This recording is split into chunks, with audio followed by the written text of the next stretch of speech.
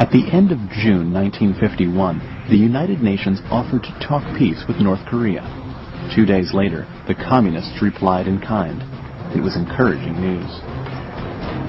For the talks, the truce team settled on the tiny village of Panmunjom, between enemy lines.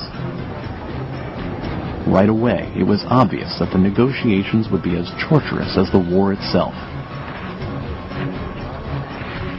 Both sides came to the table acting as the victor, pressing the other to make concessions expected of the loser.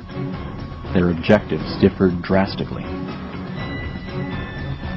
The UN wanted a new border drawn along current front lines. The Communists called for a return to the 38th parallel.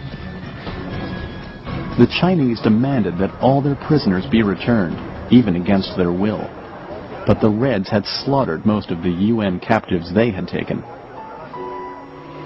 Of the more than 100,000 UN soldiers thought captured by the Reds, only about 13,000 came back.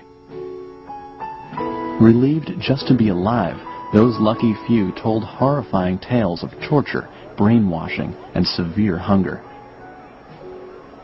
They talked about the Chinese campaign to re-educate them and turn them against the cause of democracy. They were forced at gunpoint to speak out against America on the radio. And they described prison camps where there was no medicine and rampant disease. Thousands went crazy. Thousands more starved to death. Across the front line, UN prisons were safer and better organized. The most threatening enemy within these camps were not the guards, but other prisoners. Chinese inmates split into pro- and anti-communist factions.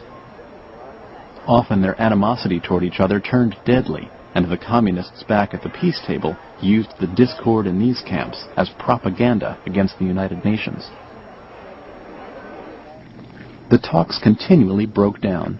Neither side would budge on anything, and when progress stalled at Panmunjom, tensions heightened on the front lines.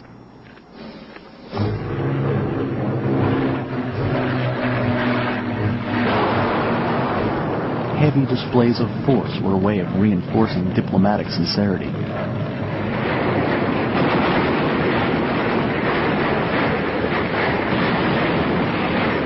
The last 2 years of the war were a series of highly charged skirmishes fueled by impatience, frustration, and resentment.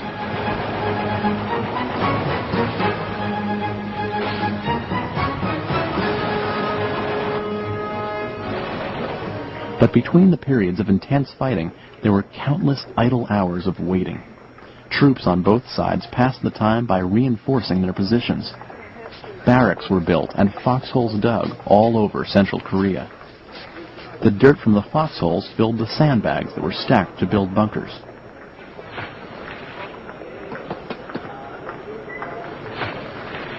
And from these bunkers high in the hills, troops kept watch on the enemy, who was spying back on them from across the valley.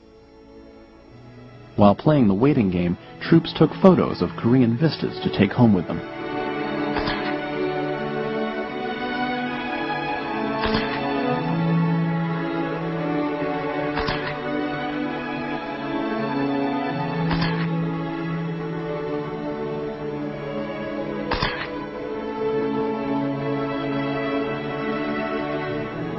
When they weren't building better bunkers or snapping photos, troops would write letters home or attend religious services, praying for their lost buddies, but never for themselves. You pray for your friends that they might be spared. For yourself, you pray that if you're killed, it'll be quick and merciful. You never prayed, "Spare me, God, and I'll be good." It would sound selfish if you prayed that you wanted to be spared. Doug Koch, Private First Class. In these hills, if there was one selfish wish worth praying for, it was to always hold the high ground. And in the summer of 1952, the 8th Army had their sights set on the hills ahead of them. If they could just advance to the next ridge, that would be enough, until they saw the ridge ahead of that. But the enemy had the same idea, and for the last 2 years of the war, the same few hills were fought over until they turned blood red. Among the most famous of the hills was Old Baldy, so named for being swept clean by endless artillery fire. The hill offered a bird's-eye view for miles to the north and south. In June 1952, a game of King of the Hill began when the UN unleashed an operation to take Old Baldy. The infantry stormed the hill amidst enemy fire and put its stakes down on top, but the Chinese kept coming back with strong challenges. After 9 months of an exhausting seesaw struggle, they were finally repelled for good. Soldiers all over the perimeter were fighting in clashes like these, hoping to scare the enemy into compromise at the peace table.